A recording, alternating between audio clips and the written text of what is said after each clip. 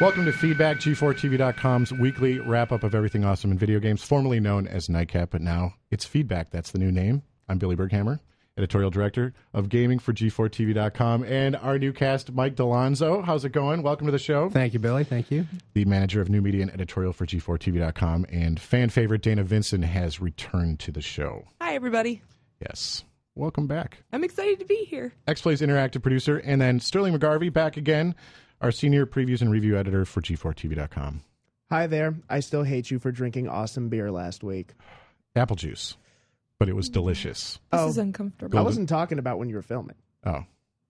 Okay. Well, that's true. General principle. But Still we're hate back. you. We're How are you, Mike? I'm good, Dana. How are you? I'm great. I didn't have any beer last week. I didn't have any beer either. I didn't have beer I had this last stuff week. called Pisco. I don't know if you've ever heard of it. Oh, yeah, I've heard of it. lies. Anyway, this week's feedback, we're going to do our normal top three news stories of the week. We're going to talk about BlizzCon and the World of Warcraft expansion, Aliens Colonial Marines having some release issues, and the PS3 Slim is already in stores, which was announced at Gamescom. So they have it at Best Buy. Go pick it up right now.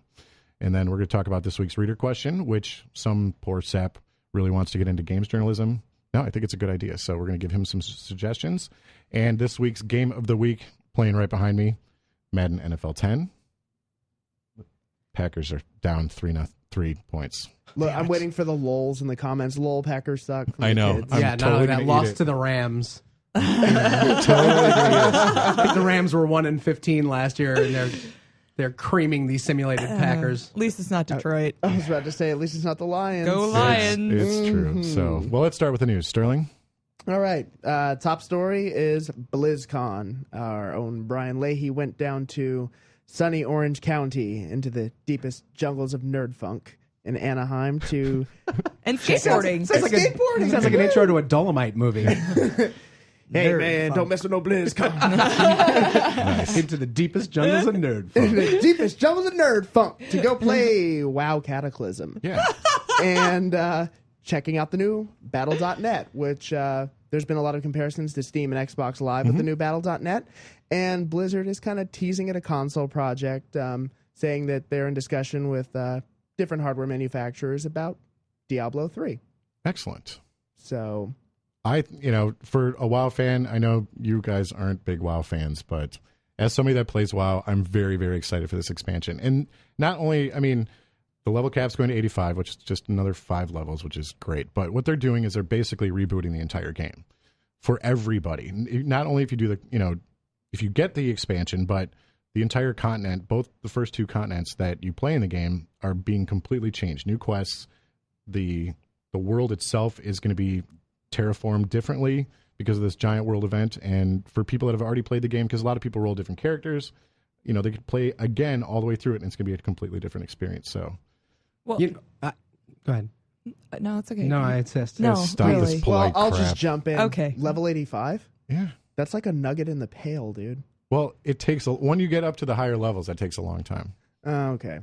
Yeah, my memories of WoW are largely of walking in on coworkers, running around, or something flapping its wings. That's Mommy pretty and much how Daddy, I stop think of fighting. it. I think of some flying machine jumping around the sky, and then me being like, I got work to do. Wait, speaking of flying, now I have to preface this by saying I don't play WoW, so I don't know a lot about it. But I was speaking with someone yesterday who was telling me that all the environments are being changed because they're adding a lot more flying mounts. Yes, so that because you can fly around. There were flying mounts in Right. the expansions, but you could not, in the main part of Azeroth, use flying mounts. You could only use ground mounts. So Well, thank God. now it's just easier. It's faster travel, basically. So Oh, yeah. I just know a lot of people that played and quit, like, Patrick Rosawa, who's filming right now. Like, he quit. He stopped playing.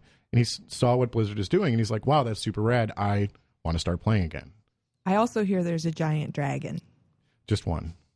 One's That's it. enough. His name's Larry. I don't play the game, but I think it's actually, it would be kind of cool to be able to revisit all this stuff with a whole new set of challenges to accomplish. It's been out forever, and these people are probably really tired of playing the same things over and over again. Believe it or not, no, they're not. Or either that or maybe the newness. There's 15 million people that are totally not tired. No, of it. I don't mean it like that, but it becomes a very microcosmic thing. Like you're doing very small bits of stuff, and really you're just doing For it the to horde. Yeah, well, you're just doing it to hang out with your friends and stuff. But now you got real stuff to do again. So And it's all new. Yeah, And that's real not stuff. all new, You but- got real stuff to do. in a fake world. You done? Yes. So BattleNet 2.0, Yes. also kind of cool because they're bringing all of the Blizzard things under one roof online. So even if you have StarCraft, like say the original StarCraft disc is all scratched up, all you have to do is enter your product code. Boom, you can download it. Super easy. That is Warcraft a nice- 3, same thing. Nice It's the update. future. It's kind of like Steam. So Does that mean we'll see StarCraft 64 on Virtual Console? probably not. Ha ha ha ha. That was my cute segue into the console a whole bit. Nice work. Yeah, you like that, don't you? That was brilliant. Not only is your hair fabulous, but your segues are amazing. Bethesda did it. Bethesda's done a fantastic job with taking traditional PC games and porting them to console. I mean, they started it off with Morrowind and porting that to the Xbox, which, people would argue, well, the PC version had more mods, it was fantastic, but then Oblivion, they really crossed over, and now with Fallout 3, they've pretty much, it's standard operating procedure. So I would be interested to see Blizzard step into that territory. Diablo 3 is a fantastic game to test it out with. And, Yeah, I mean, if you don't have the high-powered rig to play today's PC games or tomorrow's, as Diablo 3 will be, it'd be really nice to be able to sit on the couch and play something like that, especially Diablo 3. I mean, personally, I would give anything to play WoW on my couch, but no. Anything? Anything. That seems to have been everybody's whole fantasy for years now. Everybody's been like, when are we going to get WoW on 360? It would be great, but they have no interest. They don't have to do it. No. They're like, whatever, 15 million people are playing it on PC. We're fine. You could practically run the damn thing on a netbook. It's true. So, all right, what's next on the news? So the next thing we are discussing here, it's Aliens, Colonial Marines' fate depends on Alien versus Predator. Patrick interviewed, not Patrick who's filming, Patrick Klepek, our news editor, interviewed Sega president Mike Hayes and threw out a few questions about AVP and Colonial Marines. And Hayes responded that Alien vs. Predator's success is really going to determine the future of what Sega does with the license. Could be next year, could be sometime further down in the future, but however AVP does is going to determine whether or not they decide to go on with Gearbox's Aliens shooter. Which I was just at Gearbox right around QuakeCon, and I was like, hey, I really want to see your Aliens title as well. I wanted to see what they were working on, and Sega was like, no, we're not showing anything yet. We don't want to see anything. And I know the game is super far into development. The last time people saw it, I think, was when Game Informer had it on the cover. Yeah. And they've just totally gone silent. Companies do this all the time. They're just not public with it, usually. You know what I mean? Like, titles are dependent on the success of other titles all the time. It's like movies. It's, whether or not they're going to make a sequel depends on how much they bring in with the first. So the fact that they're both in development, it's going to come out eventually. It's just maybe it was a little bit too public of a statement for him to make, but it's not unusual, I don't think. Well, we'll see what happens. I mean, it's definitely like, I think there'll be two totally different kind of experiences. Like Rebellion's working on AVP, and they're like British development house. They're definitely trying to bring it back to that like old school, like 3-tiered battle kind of vibe, whereas Colonial Marines is more straight up like Aliens. I almost think of it like, from the sense I got from reading about it, almost like squad-based shooter kind of thing, right? With aliens, which And it's kind of tough to say which one I'd want to see first. We saw like a really quick character model when we were touring Gearbox. We got a video tour that's going up in a little bit, and I'm super excited with what those guys are going to be doing. I mean, Gearbox knows shooters. It's true. Yeah. So, and they're huge Aliens fans. I mean, they want to return to the first like Alien and Aliens, when I think Aliens was really good. That's personally. because they love the core. Every formation a parade, every meal's a banquet. I'm more excited for Colonial Marines because Aliens is one of my favorite movies ever, and so I would just be really excited to play a game that was made by a company that understood sort of the franchise and everything. Alien versus Predator, I'd be really mad if, because that game didn't do well, we never got to see Colonial Marines. I still think we're going to see it. It's just depending on when. Yeah. I would actually hope that both of them do well, because maybe they'll uncancel Obsidian's Aliens RPG. Ooh, that'd be nice. Can you imagine like But that thing's Alpha dead. Protocol meets Aliens? It'd be cool, It would be cool. but it's dead. So when I was at Gamescom in Germany, the PS3 Slim was announced. Not a big surprise to everybody. Everybody knew it was going to be happening. Slim. Yeah, the And- worst kept secret in gaming, the PS3 Slim. Yeah, it's true. But the surprise was that it was going to be coming out like September 1st. And no, it's not. Out. Yeah, it's in stores. Someone I was get at Best, Sony a calendar Yeah. because it's not September 1st. Yeah, I was at Best Buy Hello. yesterday and saw a pallet of them. The guy was setting up to play Madden on the TV. It was just already in stores. You can go right now. Were they $2.99. trying to sell them to you 3 for 1? I wish. Right? I could get some of those. 3 for 1. Now, Sterling, you already have a PS3. Yes. You thinking about getting a Slim? Why? Exactly. Ouch. Would you? I mean, If now, I didn't have a PS3, it's a tough call because that brings in a whole different thing about, the fact that Sony got rid of backwards compatibility. And that doesn't matter to some of our readership. It matters to other people. And for me, I mean, writing about games, like, I need backwards compatibility. If I'm going to go in and I'm playing something I'm not familiar with and it's got a long history on the PS2, I need to be able to put that disc in. And I need to check it out, look at the history. That's what I did when I first got started in the industry. I went to GameStop and raided their used game section and just started playing stuff and educating myself. And having backwards compatibility makes a huge, huge difference. There's going to be people that say, well, I don't care. I just want to play the newest and greatest stuff and move on. That's fine if what you want out of your gaming is just entertainment for entertainment's sake. If you're like diehard, hardcore gamer, wants to know your roots, wants to stay in the know, it's good to be able to go back. yeah, but what would happen if it would have tacked on another $100? It's tough to say. I think a lot of why they had to shave it out was cost. I've talked to people who think that Sony's biding its time and they're going to do something in the PlayStation Store similar to Xbox Originals where you're going to see downloadable games. But, I mean, I've been thinking they might do something like that for 2 years now when they stripped it out. Why wait? I mean, they're losing competitive time the longer that they wait for that. They're getting towards the middle of the product cycle. Eventually, Past the middle of the product. well, yeah. cycle. I mean, eventually, Microsoft's going to announce the 720 or whatever it is, and the Wii 2, and then Wii 2. there'll be more Wii, the Wii'er, the littlest Wii, and it'll be too late. I mean, people. I by don't that think point they have will- the tech for it. I don't think it's stable yet. If they have something like that, I just don't know that it's ready for them to do it. And that's what the big problem is. Now, you both don't have PlayStation 3s yet. This is true. This being at the $299 price point, does that entice you more to want to go there? For me, to be honest, it was never quite the price point that was holding me back. It was more the lack of sort of exclusive titles. But that game has changed now because some things have come out in the past couple of months that have been really cool on the PS3. So I think now that it's more affordable, it definitely makes it, more appetizing. But like, for instance, in my house, we have a PS2 already. Mm-hmm. So for me, backwards compatibility doesn't come into play because if I want to play a PS2 game, I already have a PS2. So yeah, for $299, I'm probably gonna pick one up. It's chic, it's hip. I like it. It doesn't. The price doesn't really matter to me. Okay. I was always a PlayStation guy, and I was waiting for PS3 to come out, and I was excited about it. And then, as time went on, it just became less appealing to me in general. Interesting. And I think that was probably part of it was the lack of sort of exclusive titles. Really, the only thing at this point that I'll be sad to miss is God of War 3, because everything else that I want to play is on the 360. And if I have a choice between spending $299 on what is essentially for me a Blu-ray player, or spend $249 and buy the Beatles Rock Band bundle for the 360, I'll buy the Beatles Rock Band bundle because I love my 360. And that's not because that has nothing. I don't want to start a flame war or anything like that. Like, I don't hate the PS3. It's just not for me. I'm not really. And the slim part of it doesn't. It just is. It's cosmetic. Right. It'd be like if they released a It's silver still one, big. which they were supposed to do. Whatever happened to the silver? Oh, they PlayStation always 3? show, when they show new consoles, they always show a bunch of different Yeah, colors. with the and concept it's stuff. just concept.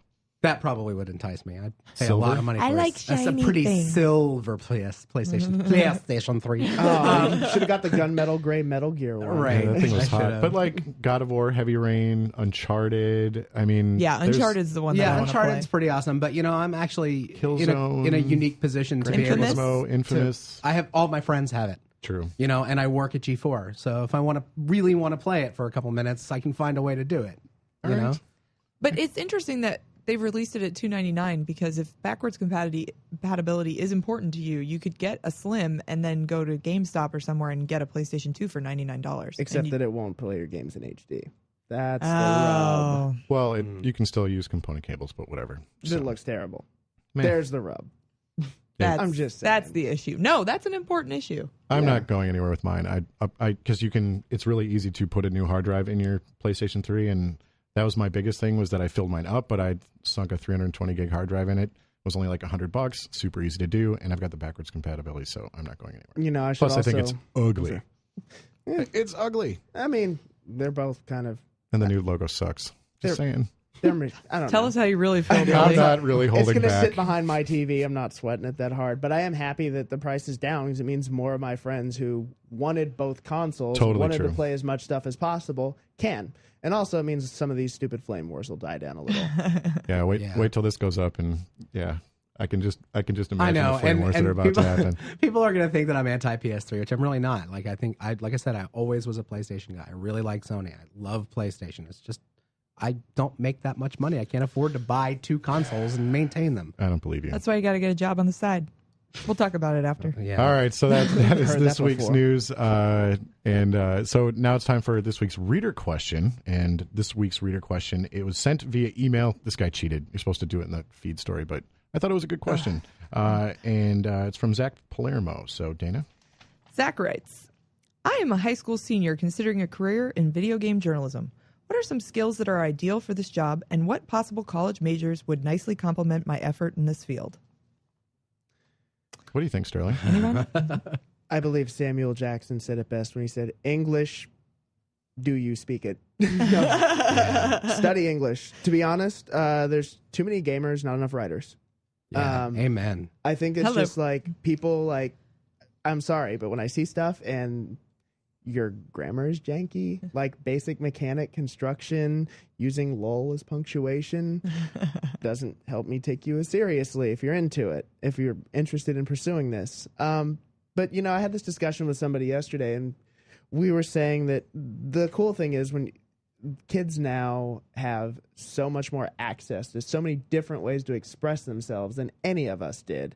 My advice to him would mainly be, you know, if he's really serious about it, like start a blog now, start doing video reviews on YouTube now. There's readily available tools out there for you to use. You just need to go ahead and like take a grasp of them. The best advice I could give outside of, you know, where he could go to school, which I would probably advise being close to New York where there's a lot of media, or going to school on the West Coast where this stuff is concentrated. Yeah. Or Los Angeles. Yeah. Just saying. Look at your idols. Look at who you like. Who are your favorite writers? Who are your favorite personalities? Who makes the best content you like regarding games? And think of how you can be better than that person. Now, did you go to school for journalism? No. That's the funny thing is, no, I didn't. I totally came from an unconventional background. Whereas, you know, Patrick Klepek went to J school. Yeah. And did everything, you know, did the proper route. And I think it shows in a lot of his work. Whereas, you know, I think a lot of people don't come from conventional means. I think that if you're a good, solid writer, your skills will shine through. I used to write about electronic music, for God's sakes. Yeah. Yeah, but at least you were writing. I mean, Yeah, that's the I big did thing. broadcast journalism in English, and I was going to be a double major, but I couldn't stomach Chaucer, and I was like, screw this, I'm done with English.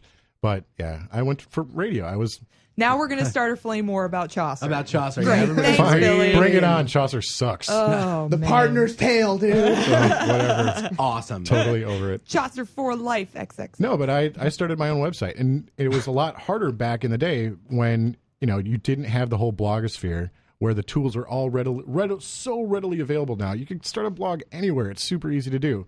Now, getting people to follow it and starting a fan base and all that, that's your own problem. But I just say, just write your brains out. Yep. Yeah, I mean, I think you could be a video game journalist today if you wanted to be. The question is, if you want to be a paid video game journalist, True. learn to write. Yes.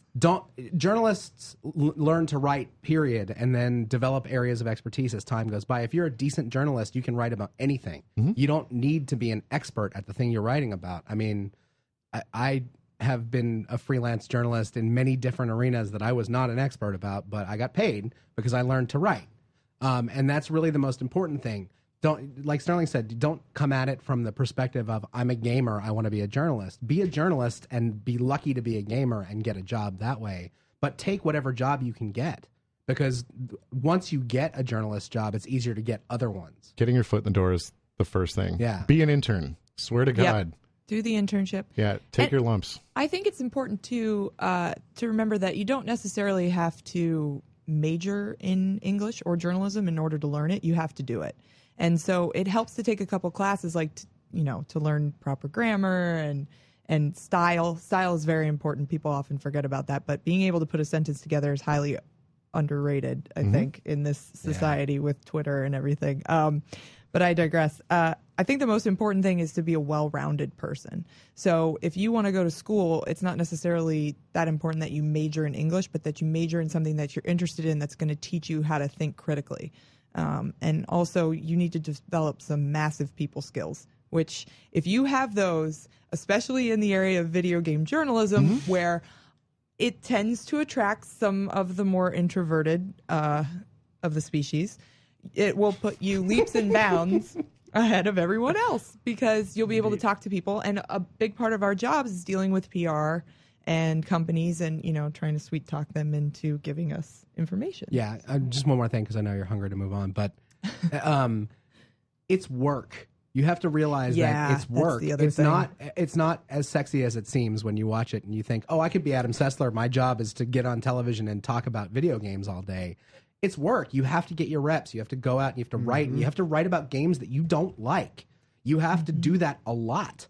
And that is not fun. That part of it where you have to put your mind into the mind of a person who might like this kind of game is not at all fun. It's a lot of work. It's not just, you get to talk about Metroid all day, every day, and then get a big paycheck and go drive your golden Bentley home. It doesn't work like that, It's not.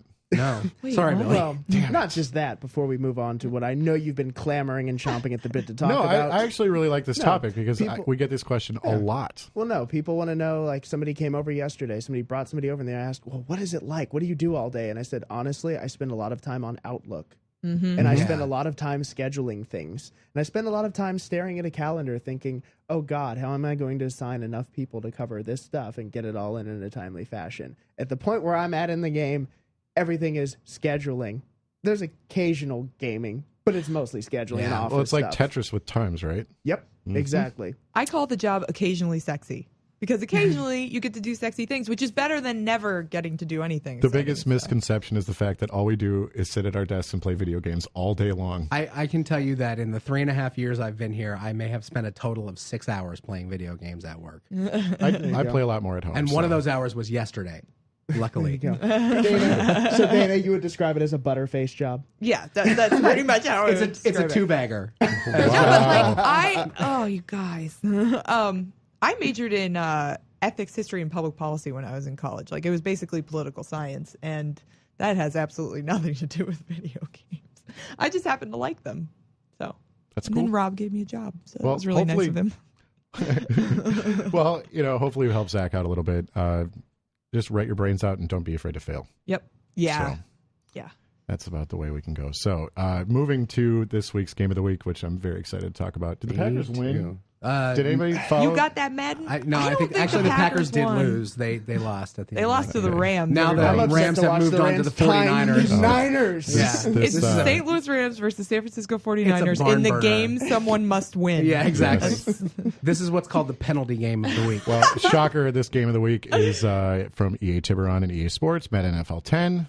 Yo, yo, yo. And Mike Delonzo, you reviewed the game. You gave it a 4 out of 5. Well, I reviewed. Yes, I did. I reviewed it on the 360 and the PlayStation 3, and I gave it a 4 out of 5. It's really a great game. The only reason it didn't get a 5 out of 5 is that the save system is still a little clunky, and some of the better features in the game are kind of buried in the nav.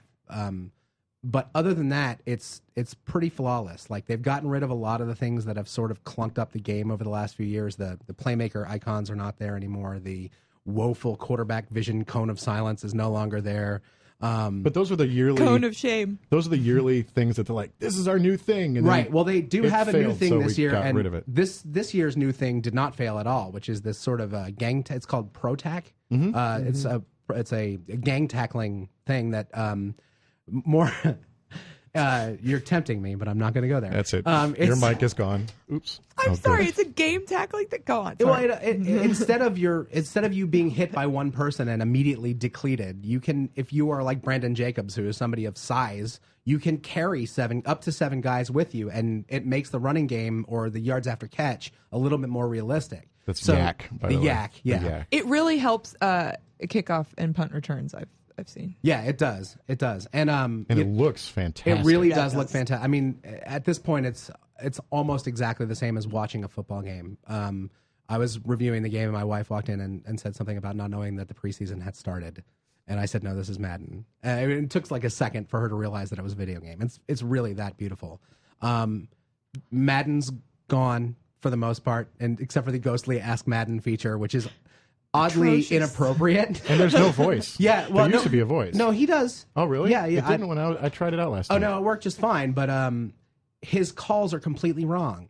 It's down in distance and not situational. So you could be down by 35 points and you're at like 4th and 9, and you ask Madden, he's like, "Oh, punt." And there's like 40 seconds left in the game, and which is something you would never do, you know. Or he'll call some zone defense when you clearly have like no time left on the clock, and all you have to do is stop a play. It just doesn't. It's down in distance and not situational. So Ask Madden's not as good as it could be. He's kind of delirious now anyway, so maybe it's pretty much on par. I was all sort this of hoping- turducken. I was- It is turducken. I was going to say there should be a turducken mini game, which would be sweet. Where you stuff things inside of each other. Now, Dana, what'd you think of Madden? As I'm catching you in mid laugh. Oh, sorry. I was just thinking about Joe Buck for some reason. Anyway. Troy Aikman. Yeah. Anyway. I love Madden. I've always been a huge fan of Madden because I'm a giant football fan, and I was playing it last night, and it's really good. Some of the things that I was reading, like I remember reading Peter Moore's blog a while ago, where he talked about some of the new engineering features that they were adding to the game, and I remember reading it thinking, how are we going to realize this as players? And it's really completely different. Like when you're running pass plays, I know they did something with you can't complete a pass unless the receiver turns and looks at the. And the defensive back has to be turned and looking at the ball to defend the play. And it makes a huge difference. Yeah, if you catch a cornerback not looking, you can snag the ball even if you're really well covered. And that's really, I read that too. Yeah. That's really interesting. They really did a lot with that stuff. It's very subtle. It's not, they don't, usually EA goes out of their way to say, it's our new don't look at the cornerback feature. But this, you wouldn't know if you didn't know, but it's there. It really works. Yeah, and the animations are great. I mean, the game looks flawless. And I quite enjoy it. It's kind of bittersweet, though, because I'm like, has football started yet? Well, preseason. That doesn't count. Come on. It does count if your team wins. It was nice to see. Packers are 2-0. I'm like, this is awesome. We're winning. It was nice to see that they added Brett Favre to the game. So I updated. Go. Okay, Here so we go. The first game, it's so traditional for me to play Packers Vikings in Lambeau. First game always. So I had to update the roster to How is that this year? bring the traitor Favre over to the Vikings, and he was in the game. I'm like, great, but because of the fact that he wasn't initially planned on being in the game, like his character is in there, he's on the jersey, his face looks pretty good, but no announcement. It's no number 4, no Brett Favre. It's just. He did this and he did that, which is great. Because right now, as a Packer fan, I think he's a douchebag. So it's great, and I think the game's really realistic because the Packers beat the Vikings 27-0. So that is realism. That's just saying, gonna happen. and 2 interceptions, which is also very realistic. Only in the playoffs for Brett Favre. Yeah, we're not talking about that anymore. Sterling, now I know you're not a huge football fan. Yeah, but you went out on a limb. Played some Madden. sure did. Actually, my first thing I was thinking was as soon as Dana was like, I love Madden, I was like, there goes the spike in marriage proposals. Everybody's going to be like, Dana, will you marry me? I can see it all now. It's Everyone's funny. just gonna think I'm a lesbian, but I'm not. or that you're lying. No. But Not it's either. she's not lying. We have one tradition at E3 every year, and that is Dana and I play Madden. Regardless of what other games are there, we will be at the front of the line to play Madden every year, and everybody looks at her like, why are you playing Madden? And then they watch her play, and they're like, oh, you're good at Madden. That's why. Yeah. It's funny that you were totally ragging on Ask Madden because, like, year after year, Ask Madden is my crutch. Like, Well, because You're going to blitz on every play. well, it can be, Damn especially right. I do every time. you know, defensive schemes are complicated if you're not really a football fan. Yeah. Defense, calling plays on defense is a real pain. So Ask Madden is a really reliable feature usually. Yeah. But this time, not so much. See, my comparison is that every year Madden is like Groundhog Day for me. I step outside, I get Madden, pop it into my console, play it for like half an hour, 45 minutes, and then that determines if I see my shadow, and it goes back on the shelf for the rest of the year. I saw my shadow. There you go. You know, the thing that I noticed, and for me, you know, it's not me going, oh, I hate sports games. I actually read a great article on Kotaku yesterday. Luke Plunkett wrote about this whole in defense of sports games and how all the reasons that people usually insult sports games and say they don't like them, there's elements of other games that they like, but they're embedded in sports games. The sense of victory, the strategy that you find in manager mode and franchise modes, it's all there. And then Men in pads. Yeah, well, yeah. And my other favorite was the whole, well, I'd go outside and play a sport, you know, if I wanted to play Yeah, sports. right. And I'm like, yeah, because you're going to have an asthma attack going Do they outside say the to get same? mail. Yeah. Do they say the same thing about mech games? Like they're going to. If I wanted to wear a mech warrior machine, I'd go out and put one on. Now, my question though, if it had a better like training system, like how to play Madden, would you like it more? Like if it showed you how to play, because there is a virtual All right. trainer. The but virtual it's trainer's not, okay. You know, this it's is going to kinda sound this is going to sound weird because for somebody who usually doesn't play Madden, I remember year after year stupid stuff. Like I remember literally the Xbox version of Madden 06 had video replay, and I think it was video replays or something specifically. No, Shannon Sharp would go, this is why this play works this way. Yeah. So when you have a bunch of guys, when you're trying to run the ball, if you sprint ahead of your linesman, you're going to get tackled. And they're like, here's the timing for it. For somebody who doesn't know football that well, that watches it with a passing interest, that's crucial to know. Yeah. And I always feel like EA has like, they're trying to make it more accessible, but they never quite get it right. So what they did this time was they let you adjust your playbook based on your knowledge base. So at the absolute like complete idiot level, it basically plays itself. Like it goes, here's a play. Now you're going to hit a button to hike it, and then you hit a button to get it to the guy. You're like, okay, so it's Ask Madden on autopilot. The next It's girlfriend level, mode. I don't know. I thought maybe the next one might be. I want to play this. Wouldn't it be great if they had two announcers that were just girlfriends instead of Collinsworth and the other guy? They had two girls in the booth. Like, why are they running into that pile? Why don't they run away from the guys? Which is the number one question that girls ask about football. Now, the other thing I wanted to ask you, because I know you were not a big fan of it, the Wii version of Madden. Yeah. Okay, it's not good, but it's not for lack of trying. It's not that they. Well, they've tried for years. They keep trying. Right. Well, what they did this time was, you know, last year they introduced the All Play, which was sort of a family-oriented version of Madden for the Wii, and that I guess maybe didn't work for them. It was too much development, or they just decided they were going to try and mash those two things into one game. So what you've got is this sort of Frankenstein's monster of All Play and the sim game that's Madden. But neither of them have their better aspects in the game, so they don't work particularly well. Also, to your point about tutorials and stuff like that, the Wii tutorial is horrible. It's not practical in any way. It shows a picture of the remote as opposed to like, here's where your teammate will be or how that works. But like, it's just the remote. Like, if you want to throw the ball, flick your wrist. Well, that's intuitive. You know that's going to happen. But the difference between, say, a bullet and a lob is infinitesimal, and it doesn't make any sense. And then the graphics are just this weird kludge of real life graphics and comic big-headed football graphics, and it looks terrible. It's just not a good game. You could see what they wanted to do, and I think eventually they'll get to something that's a little bit more family friendly. But they should just, and this is a horrible thing to tell one of the big three companies to do, but you should abandon the sim game to Sony and to Microsoft, because you're never going to touch them. Just make a family-friendly version of Madden that your grandparents can pick up and play, and concentrate on that. And the All Play was fine. They should have just stayed that course. You know. So what'd you give it?